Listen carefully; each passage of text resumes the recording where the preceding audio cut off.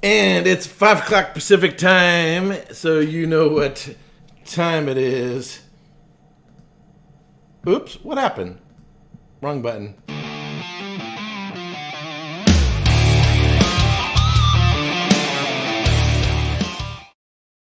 I'm a little bit out of practice. I haven't gone live in a few weeks. Last week I did the premiere of the history of the Ardbeg committee releases. A couple weeks before that, I had this issue with pneumonia. I'm not going to go on about my health issues. Long story short, I had been free from asthma for over a year. Now I'm back on the same old asthma medications. They put me through antibiotics and so on and so forth. Still got allergies, still coughing, but blood pressure is under control.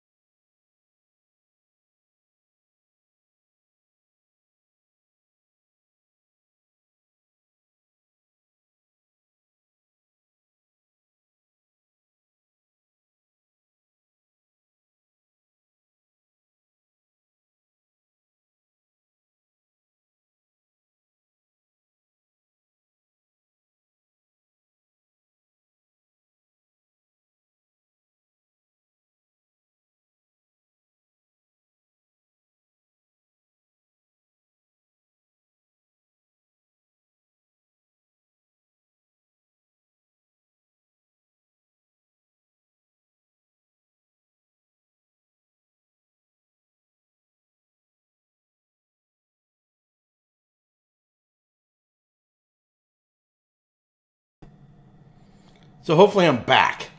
We'll see how it goes. Hold on, give me a second here. I'm not sure what happened. Give me just a second. Okay. Son of a gun.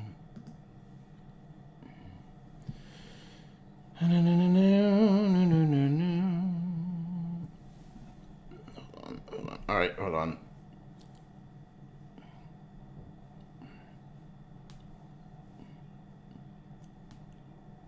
Okay, I'm back. Give me just a second. I got to do adjustment with the camera. This thing just went dorky on me. Not exactly sure what happened.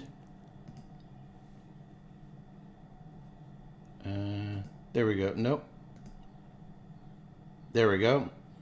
Not sure what happened with that. That was a little weird. All right. Give me just a second.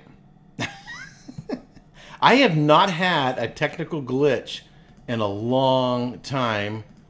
And I'm not exactly sure what happened there. I need to set up another window. Give me just 2 seconds. All right. So, as I was saying before, I hadn't gone live in a couple weeks due to health issues. Last week I had the COVID shot, the second COVID shot. So I had to deal with that. A couple weeks before that, of course, I had the pneumonia and all that crud. Basically, they put me through a couple different series of antibiotics. And basically, they put me. All right. Let's do the pop out chat. Now I got to set up all my windows and like crud. All right. Just give me 1 second. And put me back on some of my old asthma medicines and whatever. It took me a while. All right. So I'm feeling a lot better. So is now the audio and video really, really good? Hopefully I'm back. Hopefully back. That took a quick fix. Quick fix. All right. So. Back to live on 5 o'clock. Yeah, maybe the camera has COVID. No, actually, it was the internet connection. I don't know if my brother got online upstairs and that interfered with it, or what. For whatever dumb reason, it dropped out. But let me say hi to everybody in here. Donner Pass Whiskey tuning in early. Chris McClure, IC86, Whiskey Straight Out over in Ireland. Thank you very much for tuning in. Jim Morris. You know, if you guys remember the early days of going live, in the early days of going live, you couldn't have two people on side by side, let alone have 10 people on at the same time. one person talked, and then it would switch to the other screen, and it would go back and forth automatically, kind of like with walkie-talkies. You push the button, and it was everybody used OBS.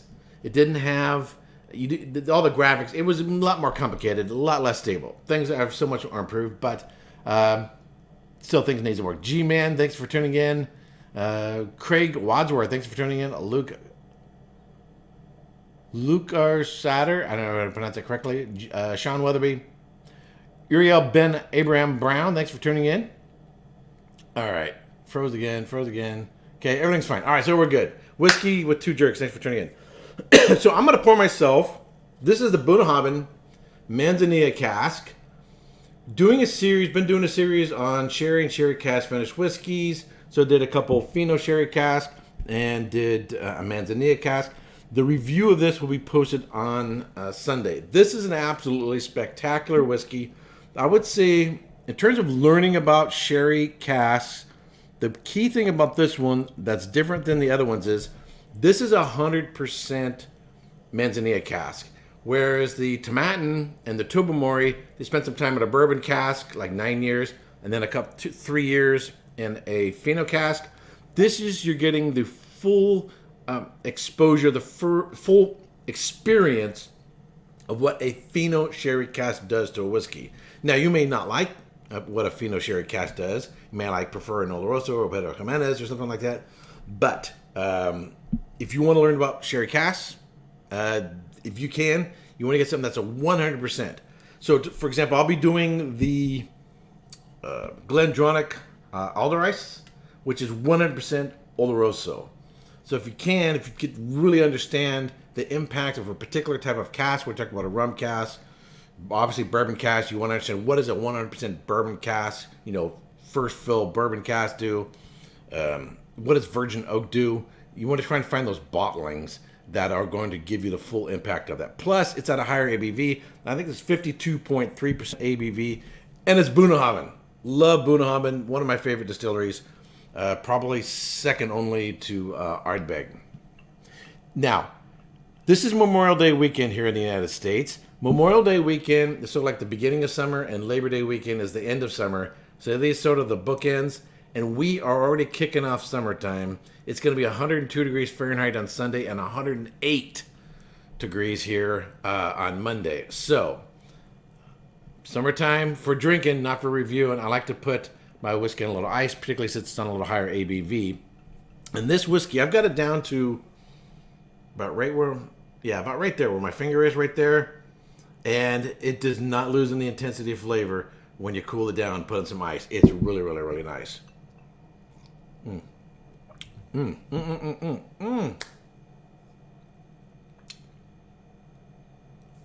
Damn, that is good. Really, really like it. So, couple other things. Next week, and of course there'll be an announcement. I will be going live at 6 p.m. California time on Saturday. So a week from tomorrow, I'll be going live on a Saturday instead of Friday because I'm going to have a special guest on for a special topic. So it'll be 6 p.m. Pacific, 9 p.m. Eastern, or 8 p.m. Central. The topic is going to be the craft of whiskey versus the business of whiskey. And I have a special guest on.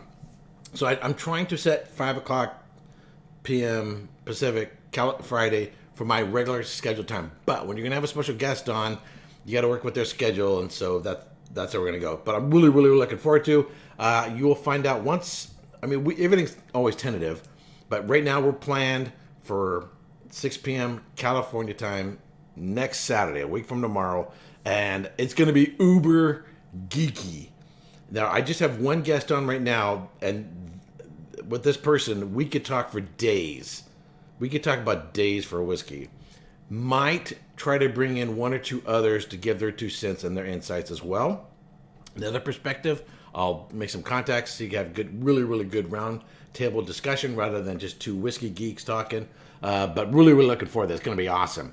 Wanted to have them on tonight. We're going to do that topic tonight, but it's scheduling. It didn't work. So really looking forward to that.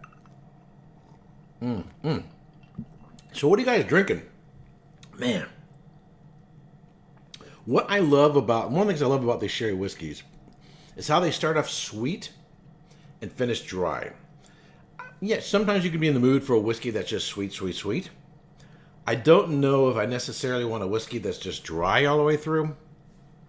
And I like the nutty feature, the nuttiness of the Fino Cask. That nuttiness comes from, rancio comes from the oxidative nature of sherry. So even though there's this, we're going to get into this in the quiz, there is a protective layer for Fino sherry to maintain some freshness. Fino still has, because it still has that headspace inside the cask, you're still going to get that oxidative nature to it, so you're still going to get that nuttiness. That nuttiness or rancio, Nancy Fairley dropped in a couple weeks ago and brought this up. That's another person I would like to have on. Maybe, I don't know if she's available next Saturday. Maybe we can get her in and have her in on the discussion as well. But that nutty character, it's like peanuts and hazelnut character on the back end. I just really, really love that character. And so if you're allergic to peanuts or nuts and you can't drink those, here's another way to get that flavor.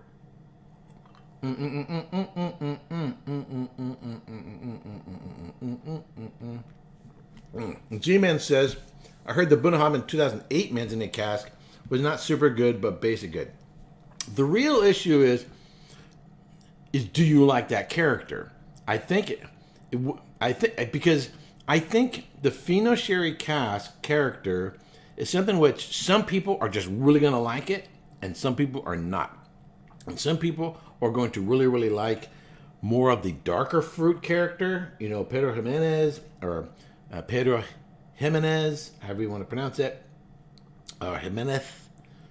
You're going to like the darker fruit character. But if you like the lighter, nuttier character to it, then this is what you're going to like. All right, another frontier. So I passed the first level with the... I'm trying to remember the name of the organization. I keep forgetting the name of the organization. I don't know why. Council of Whiskey Masters. I passed the first level like a few weeks ago. They have 4 levels. Level 1 and 2 you can do online. There are so many questions, and you have to only have an hour to do it. You wouldn't have time to look at anything. If you don't know, you don't know it. You're not going to have time to look it up. And it's not a quote cut and paste type of questions and answers out of the reading material. So you wouldn't be able to search necessarily. So in order to avoid cheating. And you're clicking along so fast, you better keep moving. So I had 15 minutes left in the exam. Out of an hour. So right now, I just am starting the level 2. Level 3 and 4 are done in person. I believe they involve blind tasting, and they're only given in Kentucky and Scotland. This year, they're level 3 and 4. They're not giving the exams because of the COVID crap. So next year, my goal is, so what I'm working on is, between now and the end of the year, finish the level 2, do the exam, and then in Lord willing, in 2022, I would go to Scotland to take the level 3 in 2022 if they have openings. That's the goal. But everything's tentative. Now, in case you're wondering, the main textbook for the class is this. This is David Broom, who's on the council for the school. He's on the board. The World Atlas of Whiskey. I already have this book. So when they sent me this book as a textbook, I already have it. And it's the same edition. They haven't come out with a new edition. So now I've got 2 of these. Maybe one of these I'll give away. Maybe one I'll write my notes in it, and underline and mark it up. I've already read the book, so it'll be good to go through it again. Make my flashcards. I'll make practice exams. I will probably also start creating content for my channel that is more geared towards studying for the exam. So my videos will have 2 purposes. One, to share my studying with y'all, but also to use it for studying for my exam. I did this when I was studying for the Edinburgh Whisky Academy. That's Edinburgh Whisky Academy. I did the series on the history of Scotch whiskey, and I did the series on business of Scotch whiskey. Both of those were for preparing for the diploma in single malt Scotch from Edinburgh Whisky Academy. So I'll be doing something similar to that, but geared towards preparing for this. So really, we're looking forward to it. So you sort of kill two birds with one stone. I actually go back and watch my own videos to refresh my memory of things. So they're useful. So like if you're studying for something, like when you study languages, you have flashcards, little cards, and you have flashcards, and you write down maybe the foreign word, and you write the definition on the other side, or history or whatever else, but dates, when was this, or sort of memorization cards. When I was studying to become a certified Somali, I had stacks and stacks and stacks of these cards. Likewise for the WSET diploma, I had stacks and stacks and stacks of cards for studying wine. Going to do the same thing with whiskey. I'll create my own exams and create videos and content. So that'll be one of my major projects I'll be working on over the summer. Maybe I'll knock it out and get it done by September, but I'm not going to push myself. I don't want to stress out. If not, at least by the end of the year, I will finish the level 2, and then level 3 will be prepared to take the exam. Working on taking the exam in Scotland. Alrighty. So tonight we are doing a Scotch whiskey quiz. Everything in this quiz will be from the video. So if you've been watching my videos, everything in these will be in that. Now, I have a particular theory or particular conviction regarding education. I believe the purpose of a test is not just to test what you know, it's to reinforce what you know. It's to reinforce what you study. I believe the main things, the core things, whatever the subject is, should be the dominant, make up most of the content of a quiz, an exam. Rather than putting some bizarre, obscure, tangential thing in there, that it's like whoop-de-doo, who really cares? Put the core content of the subject. So when you take a class on something, what is the class about? It's about this. What is the core? What is the most important things? What are the key things about that particular class? That's what should be an exam. That's what your papers, when you write papers, your papers should be about. I had a professor when I was in seminary, which is supposed to prepare you for the ministry, but I had a particular professor. He had more than one doctorate degree, very educated man. I guess they get bored or something. He would put in questions that it wasn't in any of the written material, wasn't in any of the books. He had like maybe 6 required textbooks, 4 or 5 recommended books, and then anything that was given in a class, in a lecture, was subject to be on an exam. And he had one question on the exam that was only mentioned once. It wasn't in any of the textbooks, and only once in briefly and sort of a off-the-hand comment in one of the classes. So myself and some of my fellow students, after the exam, we're standing outside the class. We're like, "What the hell was that? Man, when was that covered? When was that covered? When was that? What was?" We're scratching our heads, going, "What was this?" And we're watching him, and he comes out of the class, and he's looking at he knows, like, let's say it's question 62 or whatever. He comes out and he goes, "Yes, I got him." He was looking through, and he was getting his jollies on the fact that he threw in an obscure question and nobody got it. And I thought, what kind of mentality is that? You're supposed to be training men for the ministry? What kind of teacher is that?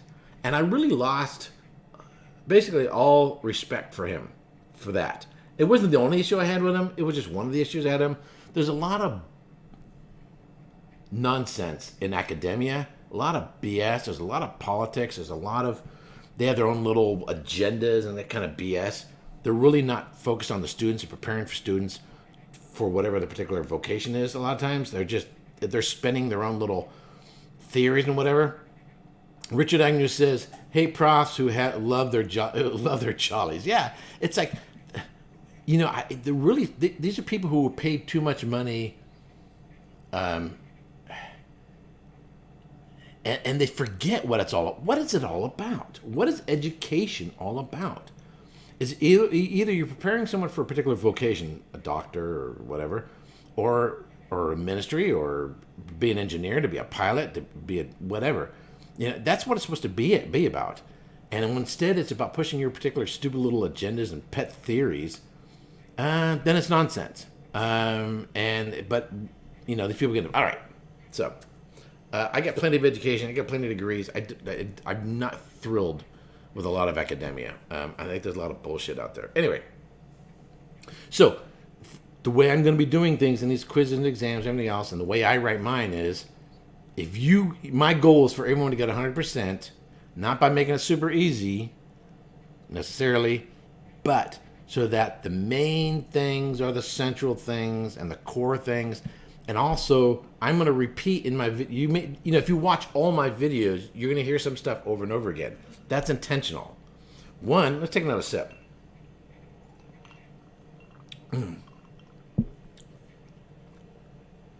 That wasn't a sip. That was a gulp. Not everyone's going to watch all my videos, so you can't assume someone's watched one of the other videos. But also to reinforce, repetition is the key to learning. Repeat, repeat, repeat, repeat. So I'd carry around a stack of flashcards in my pocket, go through them, and when I can get through them very easily, wrap a rubber band around them, put them away, and grab another stack. And you go throughout your day. When you're doing stuff and you're just going through memory cards. That's basically how you study. When you're studying language or any particular topic, that's how you study. Creating my own exams, same thing. I study, the way studying is, I like to interact with, I know electronic era, hardbound books, these are kind of heavy and thick. I like interacting with the book. I like underlining. I like writing notes on the side. So I have this is the one I just got in the mail. I already have one of these that I've read through before. I'll probably take my older one and start underlining and highlighting, stuff like that. So it's another way of sort of reinforcing information. Sometimes you'll remember something because you actually visually see in your head that page and you remember what you underlined and highlighted. So a lot of times when I'm taking an exam, what pops into my head is I can actually see the page and I see the answer because I underlined it and highlighted it. Same reason why I create my own exams is the process of just creating the exam grills it into my head. Alrighty. So that's what this channel is all about, really. Yeah, whiskey reviews, giving my perception of whiskeys, giving my 2 cents on a whiskey. But really, this is about sharing my exploration of whiskey, world whiskey, particularly Scotch. And sharing my journey and studying, get to know about it, because studying and learning about whiskey is just the coolest thing. Alrighty, so we're about 22 minutes into it. Let's get started with the quiz. And if you're watching on the replay, I want to thank you very much for sticking with me through that technical glitch. I'm kind of wondering how that came about. Alrighty, so again, this is not going to be super challenging, but everything in this quiz is going to be based on what we covered in class, what I covered in my videos. I'll also be using these slides sort of as a springboard to talk more about it, to talk more about that. So I'll bring up the main slide and see what everybody answers are. How everybody's answering it, and then I'll show the answer. It shouldn't be too difficult. I don't find any value in trivia. What type of shoes did the Walking Man wear in the Johnny Walker advertisement, or something like that? Like, who gives a rat's ass? Some sort of tangential things, or pulling the most, or which is it just, if it's tangential and it's just, in other words, I'm not into banana skins and ass hats. Sorry, I'm not. I don't find them beneficial. If people are tuning out because of the content of a quiz, maybe it's because of the way the quizzes are done. Just saying. I think it should be beneficial, particularly, and also I want to keep in mind people who are new and people experienced. I want to reach everybody, people who are new to all this, and bring them along, as well as reinforce the understanding and studying of people who have been doing this for a while. No asset questions. Nope. I don't believe in them. I don't like asset. I don't find them beneficial. Now, I understand quizzes and stuff like that can be for fun and just for having a jolly good time. That's fine, and that's fine. I don't have any problem with that. Sometimes asset questions can be funny, can be interesting, and kind of go, oh, what do you know? For example, I'm gonna ask you. I'm gonna throw you a weird asset question. The rocket booster on a space shuttle. the rocket booster on the space shuttle? What is the width? And that has nothing to do with whiskey. What is the width of a rocket booster on a space shuttle? Tell me if you know what determined. Yeah, what determined the width of the rocket boosters on the space shuttles? If you know the answer to that, it's a very strange and tangential question. It has nothing to do with whiskey, but if you happen to know it, put it in the answer in there. I'm just kind of curious if anybody knows, just shits and giggles. What determined the width of the rocket boosters on the space shuttle? This would be an ASAT question if you're studying. What does John Constantine like to drink? Yeah, that would be a tangent. Yeah, you know, it's a movie trivia question more than a whiskey. Okay. Yeah, the answer is Ardbeg. Yes, he likes to drink Ardbeg, and he likes to drink Blands. He likes to drink Blands. Okay, the width of in case you're wondering, the width of the rocket boosters on the space shuttle was the width of 2 horses' asses. Not just two Roman horses' asses. That is the width of the rocket booster on a space shuttle. Do you know why? Do you know why the rocket boosters are double the width of a horse's ass of a Roman chariot? Long story short, okay, you're like, what? Why would they make rocket boosters the width of 2 horses' asses from the Romans? Here's the reason why. Okay, the roads throughout Europe originally built by the Romans. Okay, Romans expanded, Roman Empire. They made the roads. The roads had ruts from the Roman chariots. These grooves, right? They established a road system. Consequently, any carts going in those roads, in order to avoid from getting stuck, would be the width of those carts, those Roman chariots, which is the width of 2 horses' asses. Consequently, subsequently, the width of train tracks that would be put on those roads would be the width of 2 horses' asses that were pulling Roman chariots. So now the train tracks are the width of 2 horses' asses. When they built the railroads here in the United States to be the same size as the railroads in Europe, they built them the width of 2 horses' asses. The rocket boosters for the shuttles are being transported on a train on the United States and had to go through a tunnel. They had to fit through the tunnel. Consequently, the rocket boosters on the train had to be the width of 2 horses' asses. And that's why the size of the rocket shuttles, rocket boosters are the width of 2 Roman asses. Now, it could be urban myth, but anyway, there you go. There you go. It sounds funny. It sounds funny, but but that would be like some bizarre, obscure, tangential question. You're like, what? What the hell does that have to do with?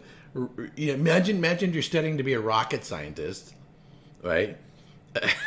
You're working for NASA and you're building the space shuttles or whatever, and that was, you know, you're trying to get a degree in this, and that was on the exam. It's like, who cares? What the hell is that, you know? That's how tangential it can be. Now, if you're just doing some fun and giggles and whatever, that's fine. I don't have a fine. All right, it's all in good fun. All right, that's not a problem. But for actual studying and learning, then no. All right. So, enough of that. Enough about horses' asses. Let's get into our first question. See, you learn all kinds of things here. Hold on, I'm going to pour myself just a little bit more. I already killed the first dram, man. I'm going to be filling this one pretty quick. All right, first question. About 90% of casks in Scotch warehouses are A, ex-bourbon, B, ex-sherry, C, virgin oak, or D, miscellaneous wine casks.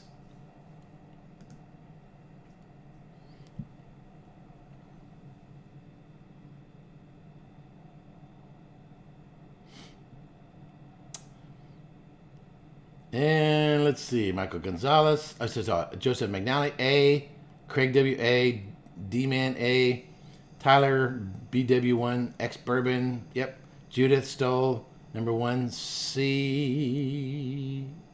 Richard Agnew, A. Whiskey Straight Al, A.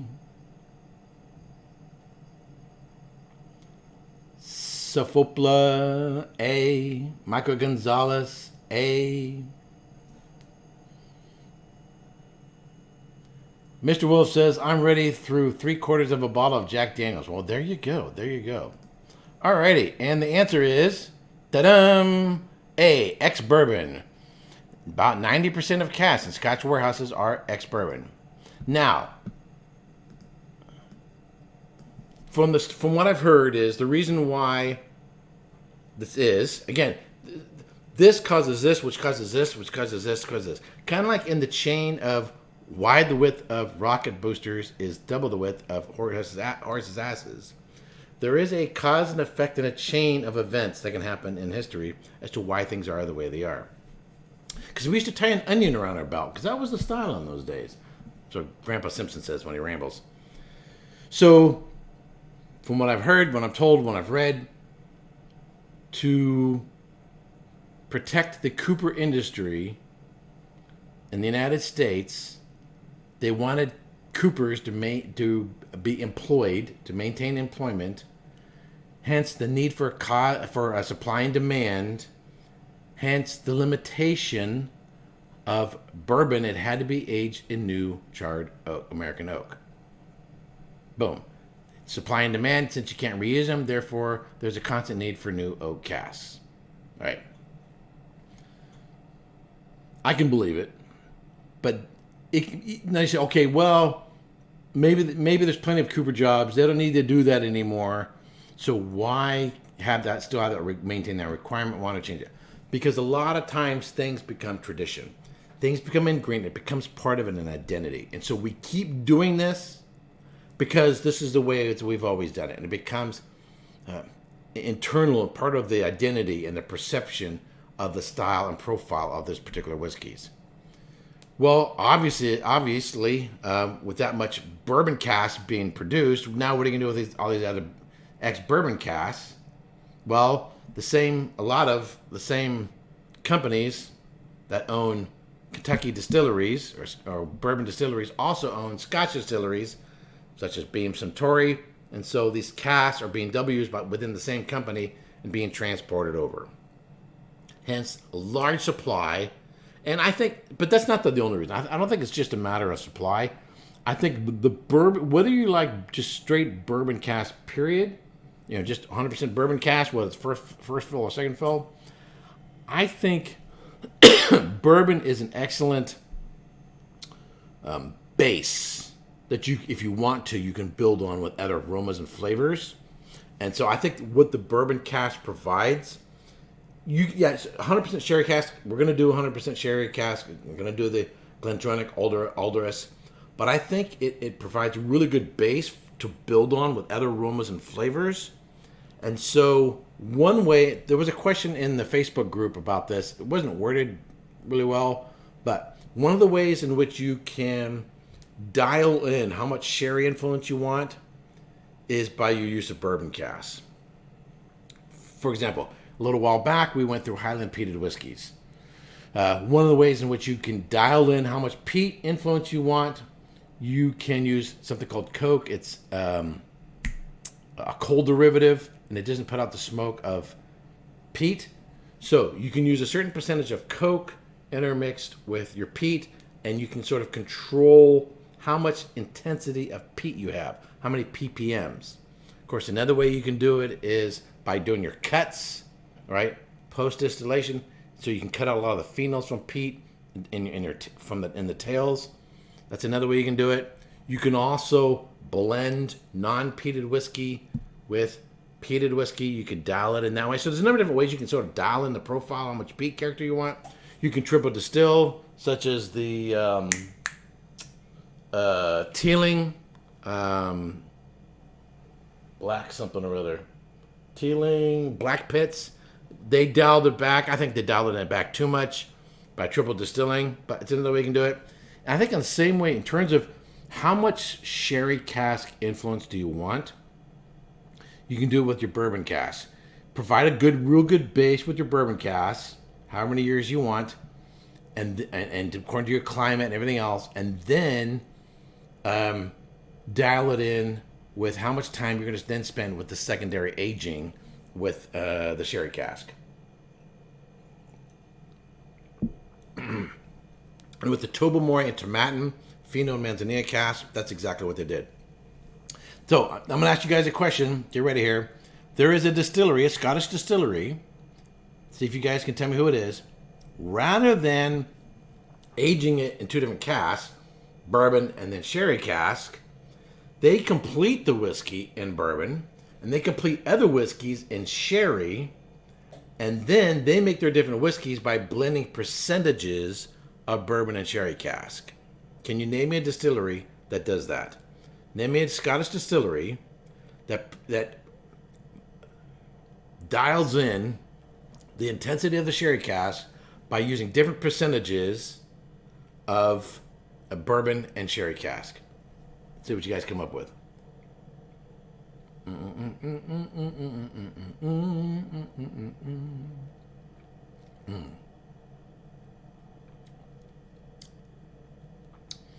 I know you guys are talking amongst each other. See if everybody comes up with an answer. No, it's not Ardbeg.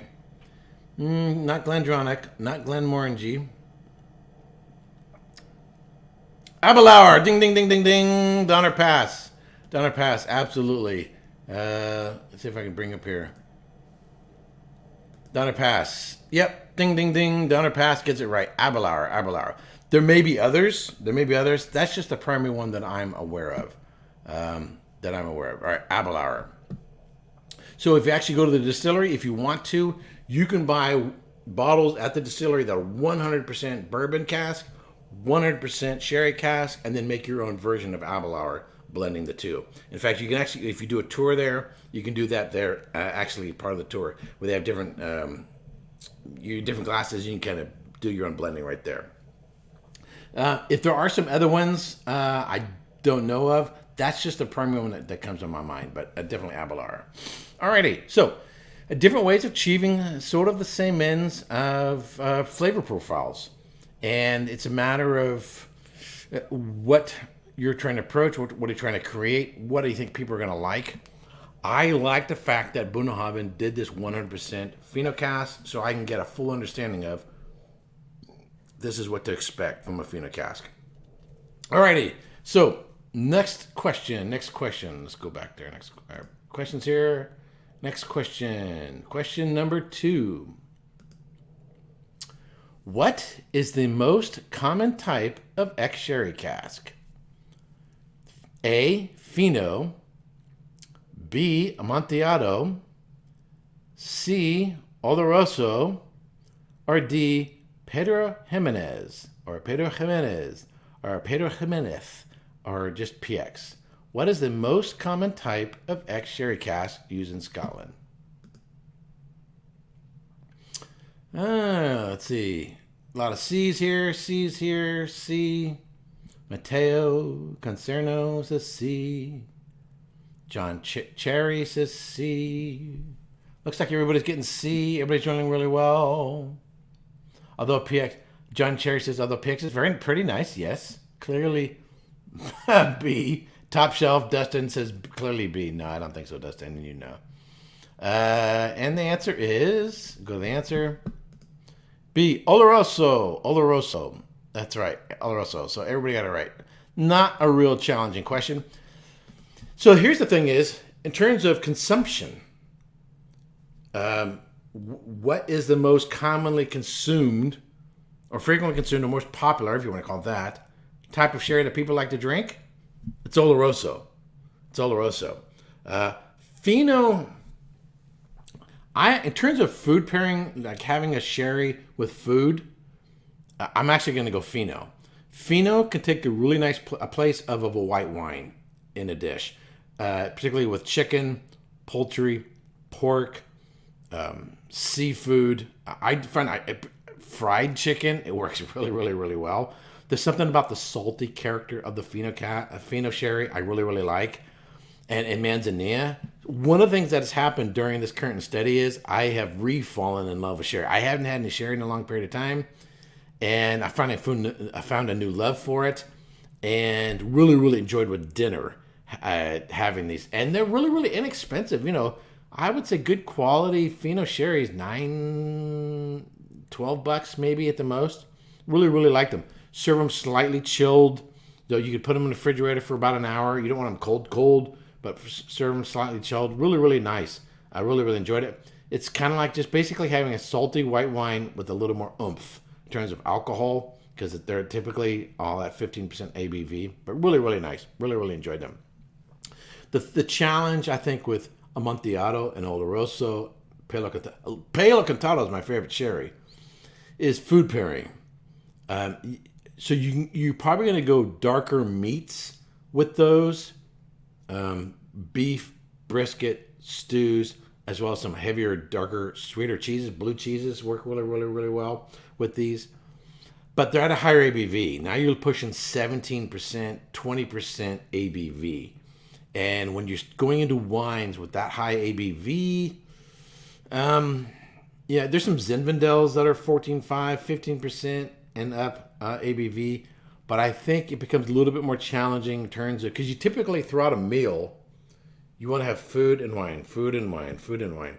And you want to be able to have more wine throughout the meal. And if you're going with something that high of ABV, you're kind of getting a little too happy. You know, it can be a little bit too much. So typically, particularly some wines, they actually like lower ABV wines to go with their meals. But in terms of flavor profiles, Palo Cantado and Palo Cantados, we'll get into that later, are more expensive. They're $70 a bottle typically, in comparison to a Fino, which you can pick up for $10 or whatever. But in terms of the complexities, and it's a rarer sherry, only like 2% come out Palo Cantado, but they're fantastic. Alrighty. Ryan says, challenge accepted on the high ABV wine. If you're not planning on going anywhere, it's fine. But people often like to have a full big glass of wine and not get blammoed before the end of the meal. At least the wine consumers I know. All right. Really, really nice, by the way. All right, let's go into the next question. Question number 3. Which of the ex-sherry casks was filled with a wine not made from the Palomino grape? So the picture you see here, this is the Quattro series from Tomatin. So there is, so the furthest to the left is a Pedro Jimenez, and then the next one is an Oloroso, and the next one is Manzanilla, and the next one is a Fino. So I'm going to keep my eyes open. If I can find a Pedro Jimenez or an Oloroso from Tomatin, I'll buy them just so I have a complete set. I bought more than one bottle of the Manzanilla and the Fino because I like it so much. So, but I really, really like it. I like the mouthfeel of Tomatin. I like the texture. I like the body. I like the silkiness of it. Anyway, get back to the question. Anyway, so which of the following sherry casks was filled with a wine not made from the Palomino grape? A, Fino. B, Amontillado. C, Oloroso. And D, Pedro Jimenez. And let's see what we got here for answers. Let's go back to the top here. Earl Medoc says D. John McNally says D. John Cherry says B. 60 Hertz says D. Donner Pass Whiskey says D. Richard Agnew says he's guessing. Thank you for the honesty, Richard, at D. Judith Stoll says B. Sean Weatherly, D. Sean, let's see. Sasha Oswald, B. D-Man says PS, or PX. D-Man says PX. And Jeff says B. All right. So the correct answer is... Come on. Sorry, this thing's not cooperating.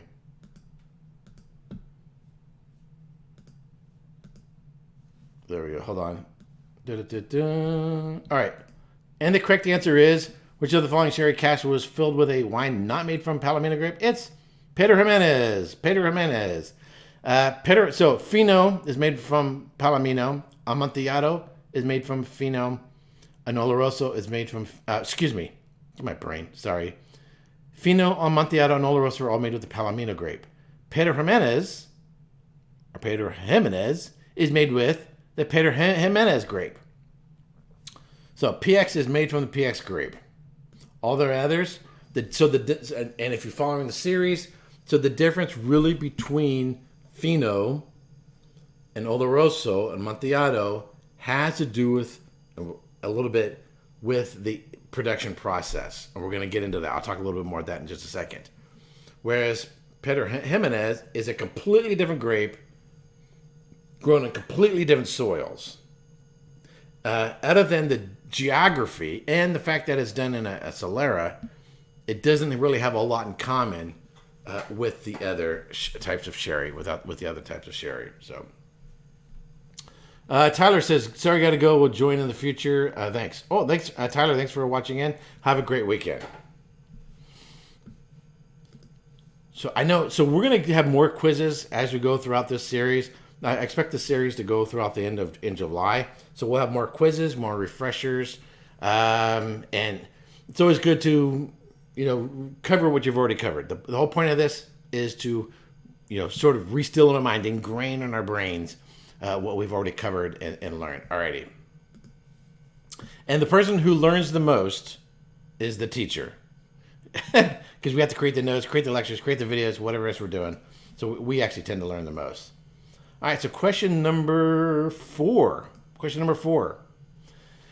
Alrighty. Erik Wait reviewed the Tobermory 12 Fino Cask, Tomatin 12 Fino Cask, and Tomatin 12 Quattro Manzanilla.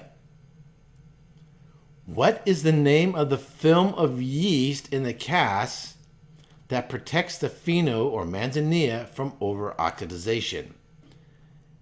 Is it A, Venencia, B, ullage, C, flor, or D, solera? What is the name of the film of yeast in the cask that protects the Fino or Manzanilla from over-oxidization? If you look at the picture there, so by the way, the casks don't look like that, and that's just for instructive purposes. They have one that says open up so you can see it. So if you look there, there's like this weird film along the top of the liquid, and they put a light in there so you can actually see through the wine. And then there's a space there above the wine. So what is it?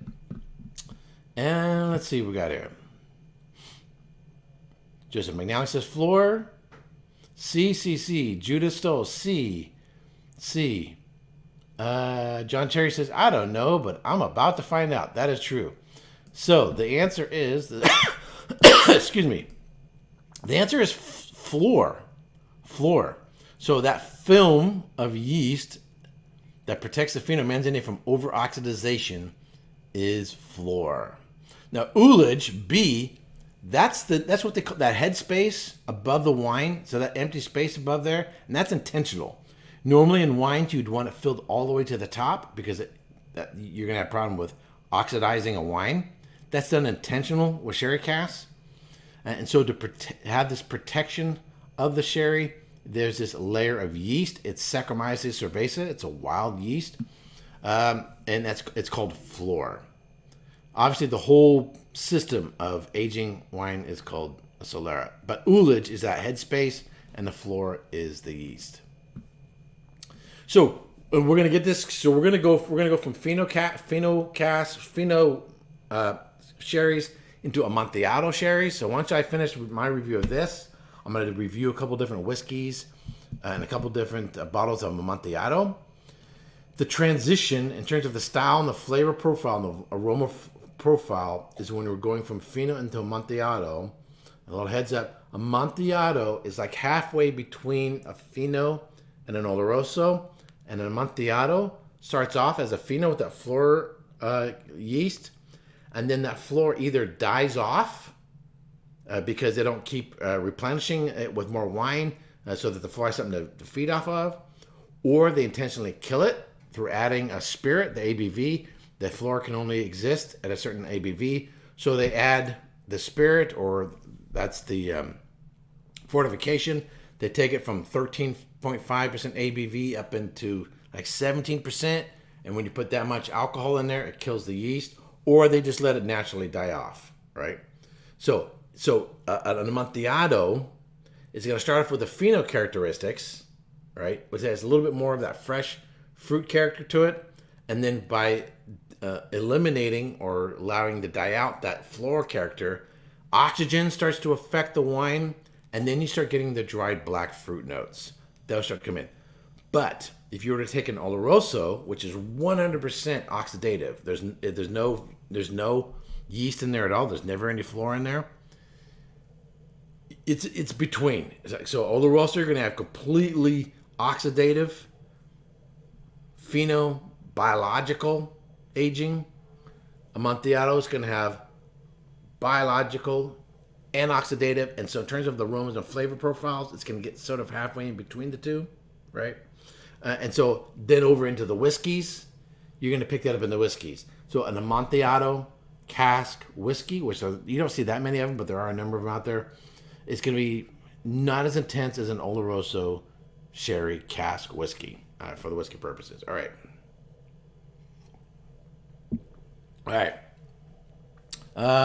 Richard Agnew says, I'm going to bring up some quotes here. Chat.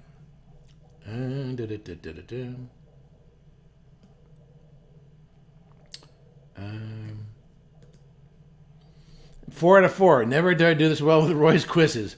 Eric, you're a good teacher. Thank you. Okay, so Roy and I are good friends. Love Roy. Love him like a brother. But we have different purposes and different intentions. I would say my quizzes are meant to be more academic. His are more for fun. I would say that his are more for fun, and they're not to be taken so seriously, and it's all jolly good fun, and I'm with that 110%, right? I just have a different purpose, and so we have a different way of doing quizzes and stuff, and different ways we do our channels and everything else, and I think different channels, different whiskey channels. Whether some people focus on bourbon, some people focus on Scotch, just different ways of introducing and evangelizing for whiskey with different people and different reasons. So I do things differently than Roy. So obviously, my purpose is to instruct people to learn something, people take away from something, and I want people to get high scores, not by making it easy per se, but because that means if people are doing well, that means I've instructed well, and they've watched my content. And so that's the main point. All right. Let's see here. Donna Pat says, isn't a kind of sherry produced when the floor fails and drops? Yes. So that's Amontillado. That's Amontillado. Palo Cantado, I don't want to confuse anybody. So another thing about teaching is I want to give bite-sized pieces at a time. The little bite-sized pieces. I don't want to ever overwhelm. Like, here's a ton of information. And then people are just like, wow, that's too much. I can't remember all that. So we're going to get to Palo Cantado. I'm going to get to Palo Cantado. But yeah, so I'm sort of working away into Amontillado, talking about Amontillado. But yeah, that is Amontillado. That is, as I was just talking about. All right. Alrighty, let's get back into our quiz. All right, next quiz question. Should be number 5. Alrighty, this is probably the most important question out of this entire thing. And if you're watching my videos, you should have picked this up. What is the typical aroma flavor of a Scotch whiskey aged in a pheno cask? A, dry black fruit such as fig, dates, raisins. B, dry nutty notes such as almonds, marzipan, or hazelnut. C, dried black fruit notes such as prunes or currants. Excuse me, I'm burping here. D, sweet dried red fruit notes such as strawberries, cherries, and raspberries. So what is the typical aroma and flavors you can expect from a pheno cask? Joseph McNally says B. D-Man says B. Richard Agnew says, I got someone to bring me a bottle of FL. I don't know what FL is. It's a Distiller Edition 10. I'm in a new B. I don't get it. So I started here. You're losing me, man. Sorry, Richard, you're losing me. With your abbreviation. All right, B. 60 Hertz is B. Richard Agnew says B. Dun-dun-dun-dun. Like 1,000 Ninjas says B. All right, so the answer is B. What is a typical aroma flavor of a Scotch whiskey aged in a fino cask? The answer is B. Dry, nutty notes, almonds, and marzipan. Now, it's not that you're not going to get any other characteristics. I described like dried apples, dried pears. But you can get dried apples and dried pears from bourbon casks. You can get dried apples and pears from white wine casks. You can get dried apples and pears from a lot of other type of casks. But what is distinctive about the fino cask is that hazelnut, that peanut, that dried nutty character. Now, can you get a dry nutty character from other kind of casks? I think so. Probably from Marsala casks. You might be able to get them from other kind of fortified wine casks, such as Madeira. You might get them from Madeira as well.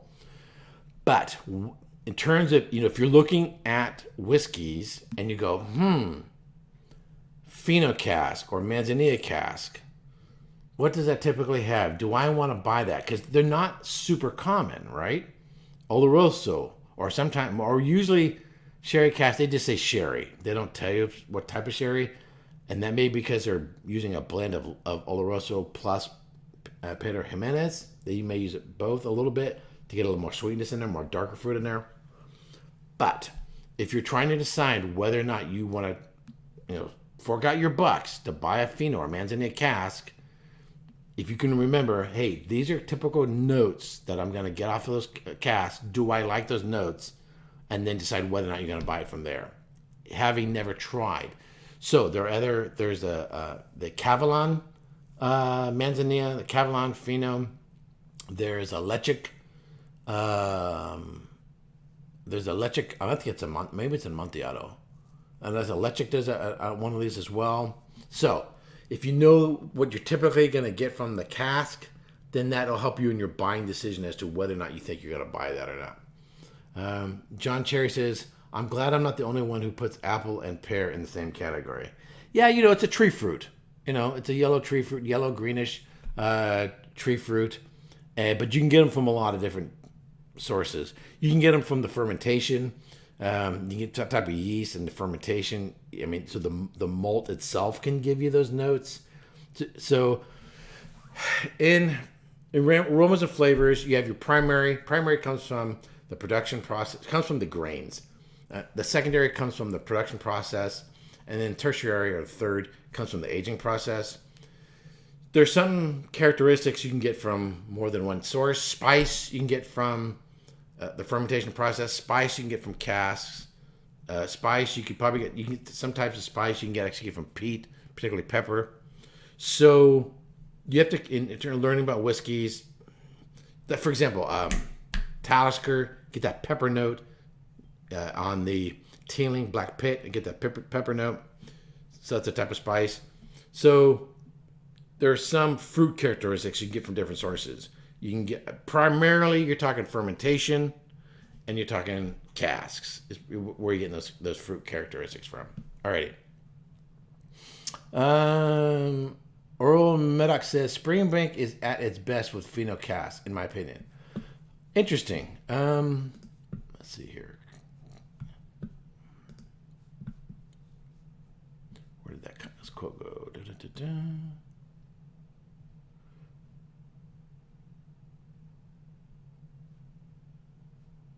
Anyway, so I have not seen a Springbank Fino cask.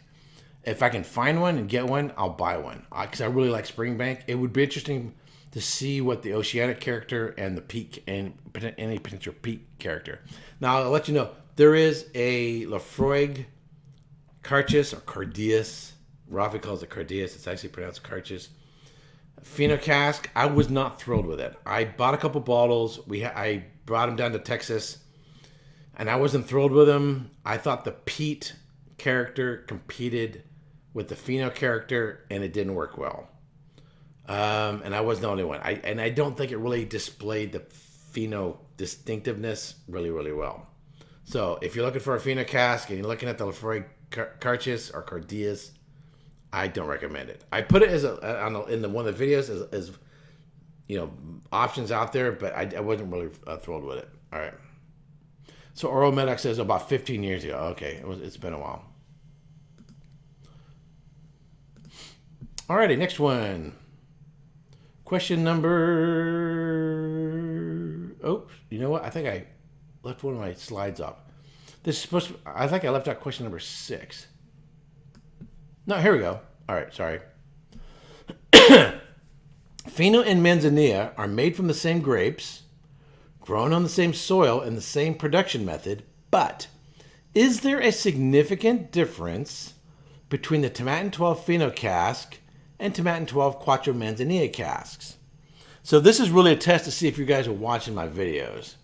And really for an academic purpose and trying to understand Pheno and Manzanilla, this is really important. The answer is A, yes, due to climate difference of the Guadalquivir River. So Sanlúcar, Sanlúcar Manzanilla is where Manzanilla is from.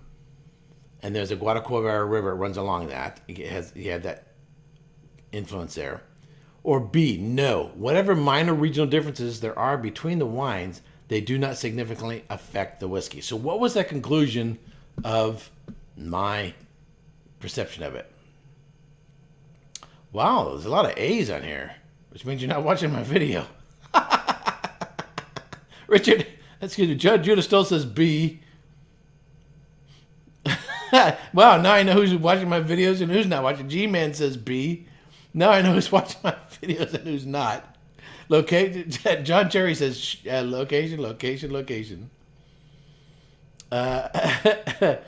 Grumpy Old Fart says, I believe you could not tell the difference. That's right. All right. Oh, this is sort of a test to see who's actually watching my videos. So the answer is no. Whatever minor regional differences there are between the wines, they do not significantly affect the whiskey. So let me talk about that a little bit. So could I tell the difference between the wines? Yes. I found the Manzanilla to be fresher. The fruit is a little fresher, not as much dried fruit. However, when you're talking about then the cask, because it's one step away from deriving flavor, you're not talking about blending wine with the whiskey. You're talking about extracting out of a cask. From my perception, in comparing Manzanilla from Pheno, the answer was no. It was a significant. If there was a difference, it's this much, right? Welsh Toro, who may watch this on the replay, yeah. So Welsh Toro, who's a follower of mine, he's also big. In fact, I believe he lives in Spain. Who's also you might know Welsh from being in the chat and other Whiskey Tuber chats and stuff. He made an excellent comment. I wish I should have copied and pasted and put in there. He basically said, yeah, you wouldn't really. He agreed with me. He agreed with me that you wouldn't be able to tell the difference between the Pheno and Manzanilla. That even the wines, because the problem is if you have a Manzanilla that's 2 years old, and you have a Pheno that's 4 years old, the difference in freshness may not be the location, close to the Guadalquivir River versus being more inland in the Sherry Triangle. It may be the age, right? You can't just say everything's according to terroir. It may be the age. And so age is going to have an effect on it as well. So with more time in the cask, more slow incremental introduction of oxygen may give you a less fresher fruit, to make a long story short, right? Younger wine, you're probably going to get fresher fruit. So you could actually have probably a younger Pheno from within the Sherry Triangle and an older Manzanilla, and you may actually get more fresher fruit from a Pheno just because it's younger versus an older Manzanilla, right? So there's more than one factor that comes into creating a profile of a wine or a whiskey. Primary, the ingredients. Grapes or grains. B, production. Second, production. C, tertiary. The third is the aging process, right? And so you have to kind of, in the learning process, is learn what characteristics come from the primary ingredients, grain or grapes, what comes from the production process, size of stills, breadth of stills, cuts, and what comes from the aging process, whether aging in a bottle like a wine, or aging in cask like a sherry, or aging in a cask like a whiskey. So, by the way, sherries, like whiskeys, their primary aging is done in a cask. Your Cabernet Sauvignon, your Merlot, your Chardonnay, whatever else, they will have a lot of aging that takes place in the bottle, right? So I have wine unit refrigerator. I have 4 of them right over here, and I've got wines from Bordeaux wines, 2009, 2010, 2011. I'm sitting on them purposely because I want 10 years plus on them, because I want them to age in the bottle 10 plus years. I actually like 15 years on my Bordeaux's. So, whereas my whiskeys, they're not going to age at all, in the bottles. Alrighty.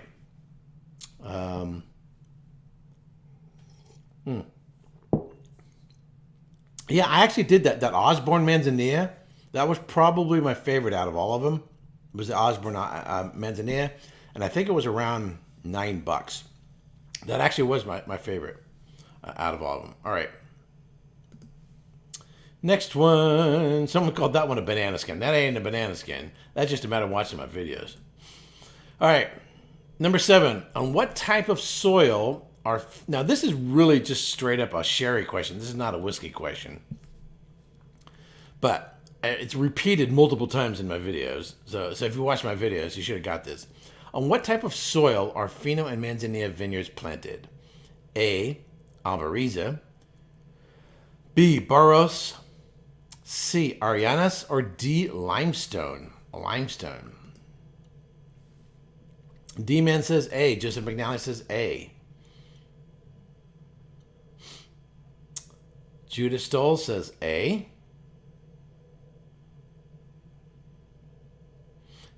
I got to be honest with you, I'm starting to feel this whiskey. It's starting to hit me. I can feel the whiskey. I'm feeling really happy with this whiskey right now. Cloud Hooker says A. Tapping out. John Cherry says he's tapping out. So, all right, I'm going to show the answer, and then I'll talk about the soils just a little bit. All right, so the answer is Albariza. The word, and the picture, actually, if you understand the origin of the meaning of the word. So those are Palomino grapes sitting there. And behind there, you can see that white soil. Alba, like an albino, means white. So Albariza just means white soil. And it's a calcareous soil, very chalky soil, maintains water. They don't get a whole lot. They get like 350 days of sunshine. They don't get a whole lot of rain there. So what rain they do get, it's maintained in these soils. It's very, very, very important. So it's Albariza soil. Now, the other 2 soils, Barros and Arianas, do exist in the Sherry Triangle. However, they're inferior soils, and with the reduction in the production of sherry, they're not producing sherry as much as they used to because it's not in demand. So the Barros and Ariana soils have been turned over into other crops, grains and so forth, food sources. So now only the best soils for Palomino are being planted on Albariza. Now limestone soils, D-limestone, where would you find, at least in the early days, this is a side question, where would you find limestone important to whiskey in the whiskey, at least historically? Maybe not so much now, but in the past. Where was limestone particularly important in the production of whiskey? Just see if you guys know. It's not important to this particular quiz, but just see if you guys know. Kentucky, yes. Ding, ding, ding, ding, ding, ding. Joseph McNally, yes. Kentucky. So limestone is it's in Champagne region. It's very, very important for Champagne. It's in the southern part of England, actually. So they're actually, because of the climate change, they're growing grapes, vineyards in the southern part of England. By the way, hundreds of years ago, southern part of England was a wine growing region. The climate comes and goes. It's like the ocean, it comes and goes. Long before SUVs, southern part of England had a warmer climate and they were growing grapes and producing wine. Well, now that climate has changed again. It's come back, and so now they're growing particularly sparkling wine. So there's these spots of limestone in the southern part of England that is particularly good for growing Chardonnay and Pinot Noir for producing sparkling wines. So southern part of England is back to wine production. Limestone is also in Kentucky, right? It's a really good filter. So in the early days when you didn't want particular minerals in your water for producing whiskey, Kentucky had this limestone, so it was really good for that. It also exists in the coast of California, down in Paso Robles. So it's also a good spot of limestone down in Paso Robles. So when you're planting grapes, soils, you need to have the right soils for the right grapes. And so there's some grapes that'll do really well on limestone. Other grapes won't do so well on limestone. Anyway, so there you go. Donner Pass is groundwater put through limestone is very good quality for beer or spirits. Right. Of course, now today, because of modern technology, reverse osmosis and filtering and all that, it's not a big issue, right?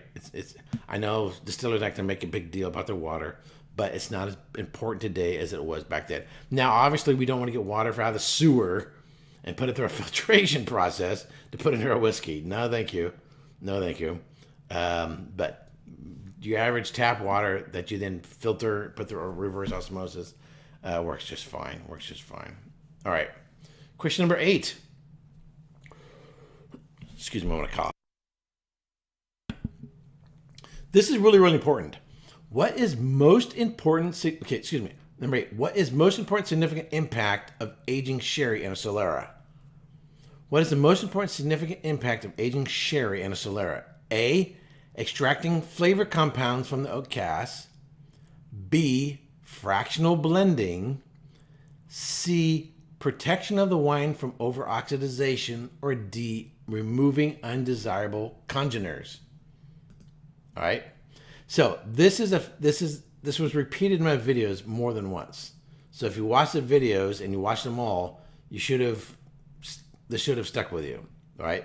I made a particularly strong emphasis on this. So thus far, everybody's saying B. Like a Thousand Ninjas says B. Cloud Hooker says B. Judith says B. So everybody is doing really, really, really well. Can I copy someone's... Joe F says, can I copy someone's answer? B. Yes. B. Yeah, yes. Tiered. Yes. B. Okay. Yeah. All right. So the answer is fractional blending. This is something I emphasized in my video multiple times. Sorry. Here's the reason why this is important. The reason why I emphasize this, why this is important. Because most of the time when we're thinking about whiskey, right, and we're thinking about different types of casks, we're thinking about extracting things from the cask. So when you're making wine, right, you see a Cabernet Sauvignon, you age a Cabernet Sauvignon 18 months in a cask, you're getting some vanilla, you're getting some spice. The oxygen interaction with the cask is helping the wine age in the cask, softens the tannins a little bit, right? Same thing, when you're aging a whiskey in a cask, you're extracting vanillins or other extracts out of the cask. So we're very much accustomed to thinking extract from the cask. That's what we're constantly thinking of. And so the assumption can be when you think about sherry cask, so they put this Palomino grape wine into a cask in a solera to extract something from the cask. No. Because the casks eventually, very quickly, become quite neutral, right? So basically what you have in the Credera, I think I'm blowing up. Anyway, in the solera, and they're not fully filled, is you've taken about a third. You have the first level. At a certain point, you take a third of that cask and you put it in the next cask. And then you put new wine into that cask. And then that goes into the next cask. And then that goes in that cask. And then you put new wine in there.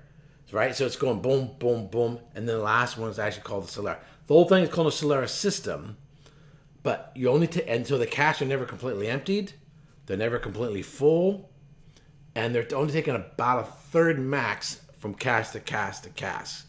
And so you're getting this blending from cask to cask to cask. That's fractional blending. That's a key term in understanding the nature of sherry. So, and again, I think I may have mentioned this before. When you're talking about sherry cask, you're not getting cask out of the solera and then putting whiskey in it. Originally, what you were getting was casks that were used for shipment of sherry from Jerez up to Scotland, right? Okay, so they made the sherry. We're going to put it into a sherry. We're going to put it into a cask. This cask is going to go on a ship. It's going to go on the sea, right? While it's on the ocean, that sherry is penetrating the cask. That's being it's being shipped. You have temperature fluctuations, right? And from the temperature fluctuations, it's interacting with the cask. And by the time that cask gets to Scotland, that the sherry is then bottled in Scotland, and then you have these leftover casks, and then someone says, hey, let's put some whiskey in this cask. So originally, that's was the source of the sherry cask. But around the early to mid 1970s, the laws changed in Jerez to where you can't export sherry in a sherry cask. It has to be bottled in Jerez. The reason why is to protect the integrity of the wine so that you're not putting something else in the bottle other than actual sherry. So what you're getting in terms of sherry cask is we've aged some sherry in a cask. Before we bottle it, we're going to let it sit in another cask. So it might sit in there for a couple of years, and then we're going to bottle it. Okay, so basically is in place of the cask that would be shipped to Scotland and interacts with the sherry there, instead, you're getting the cask that is just sitting there for a couple of years, not going on a ship somewhere, and spending a couple of years there rather than being shipped. And that's what you're getting your sherry from. So just to let you know, even though we're talking about solera and fractional blending, you're really not talking about that. That's where you're getting the cask for aging getting your sherry cask. All right. All right. Next question. Oops, already covered that one. Okay, already covered that one. Okay, the answer was fractional blending. Alrighty, number 9. So we're getting close to the end. Number 9. Jerez de la Frontera, Sanlúcar de Barrameda, and El Puerto de Santa Maria are A, the 3 top sherry producers that provide sherry cask to Scotch whiskey distilleries. B, the 3 cities that make up the sherry triangle where sherry is produced in Spain. C, the names of the first ships to transport sherry cask to Scotland, kind of like the Nina, the Pinta, and the Santa Maria. You know, the ships that came with Christopher Columbus over to off the coast of North America. Or D, the 3 ports where ships dock that transport sherry cask to Scotland. So what is Jerez de la Frontera, Sanlúcar de Barrameda, or El Puerto de Santa Maria? Is it the 3 top sherry producers, the 3 cities that make up the sherry triangle, the names of the first ships to transport sherry cask, or the 3 ports where ships dock? Alrighty. D-Man says B. Oral Medoc says B. John Sherry is. I don't speak Italiano. This is Spanish, not Italiano. Dude, you're not even in the right country. This is Spain, not Italy. Cloud Hooker says B. Grumpy Old Fart says B. Joe says C. All right. So the answer is C. This is the 3 cities that make up the sherry triangle. I don't have a map. I have a map in my videos. I should have had one ready here. So the sherry triangle is the 3 cities, and the sherry production takes place in this region between these 3 cities. All right. Let's go right into number 10. All right. A tier of cask in a sherry solera system is known as A, barrique, B, butt, C, cradera, or D, hogshead. So a tier of casks in a sherry solera... Sorry, I'm getting tongue-tied. A tier of casks in a sherry solera system is known as a barrique, a butt, a cradera, or hogshead. Grumpy Old Fart says, need a map. Yeah, I have. There's a map of... Hey, Mike Bennett, how you doing, man? Yeah, so I put a map of the Sherry Triangle in my videos. So if you're watching my videos and paying attention, it would be in there. Chris B says A. C. A. Like a Thousand Ninjas says C because it sounds Spanish. Michael Bennett, how you doing, man? All right. So this was jumped on the C train. John, okay, it's all right. Hey, man, a lot of people are getting this one wrong, which means you're not paying attention to my videos.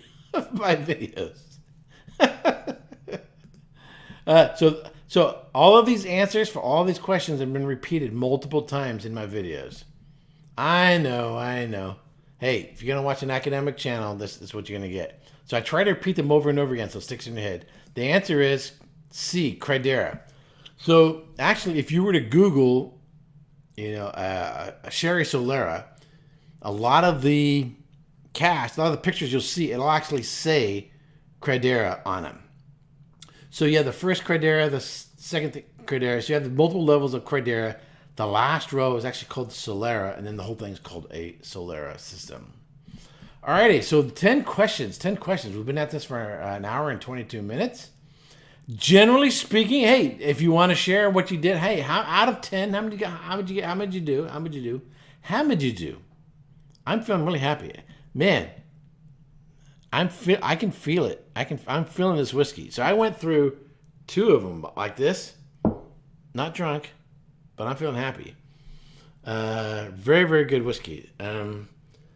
This of all the Fino Manzanilla whiskeys I've reviewed, this is the best, but it's more than twice the price of all the others. So Joseph McNally did 9 out of 10. Cloud Hooker did 7 out of 10. 2. John Cherry says, I do remember that, but then I get things wrong and it makes me want to learn more. I got 4 out of 10. Okay. So this is, of course, this is all for fun. It's all for enjoyment. It's for your own enhancement. The most, really, out of those 10, the most important questions are actually, in terms of the consumer, is probably this one. Is there a significant difference between Fino and Manzanilla? And the answer is no. They're basically the same. And the other one is what typical aromas and flavors? The dry nutty notes, almonds, marzipan, and hazelnut.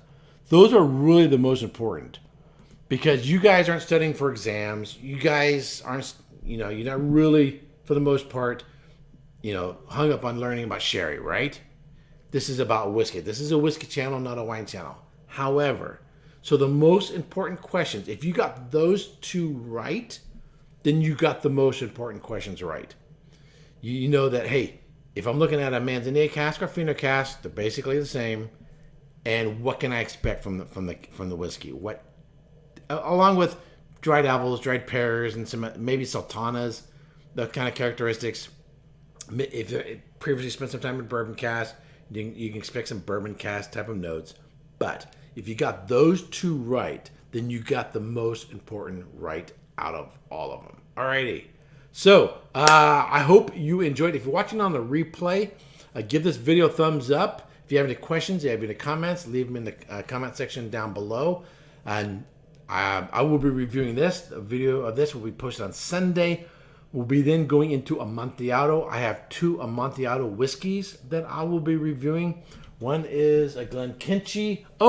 One is a Glenkinchie, and one is actually The Broken Barrel Cask Amontillado. It's not a bourbon, but it's more of a bourbon profile. So I'll be reviewing 2 Amontillado. If I can get there's a Lechic 10 Amontillado available. If I could get that, I would grab a bottle, but these can be challenging to get. So I hope you guys have a very fantastic weekend. This is Memorial Day weekend. If you're an American, a Memorial Day weekend is remember those who gave their lives and sacrificed for this country. And I know we can get very caught up in barbecues and hot dogs and beer and wine and whiskey and having a day off from work and enjoy that. But I would say let's not forget what the weekend is really, really, really about. And remember those who gave all, particularly those in the founding of this, I would say on the founding of this country, and given the freedoms that we have. And my hope is this generation will not give away the freedoms that the previous generations fought and died for, that we would have. So, alrighty. So, hope you guys have a fantastic weekend. Thank you very much for tuning in. We had 40 to 50 viewers during the live, which is totally awesome. As we head into these warm months, head into summer, people will spend more times outside, and COVID, people get back to a little bit more regularity. People will be more time outside, not watching live streams so much, and I completely understand that. But I will continue throughout these warmer days, these summer days, continue to bring you whiskey content, continue to bring you more information, learning about sherry, and just have a jolly good time here on Friday night. So again, I want to thank everyone for watching, and if you haven't already subscribed, you watch this on the replay, please do. And let's go out with a little bit of rock and roll. And until next time, again, next Saturday, I'm going live next Saturday, 6 p.m. Pacific, 8 p.m. Central, 9 p.m. Eastern. Gonna have a special guest. We're gonna talk about whiskey craft and whiskey business. All right, until next time, Slan Jivat.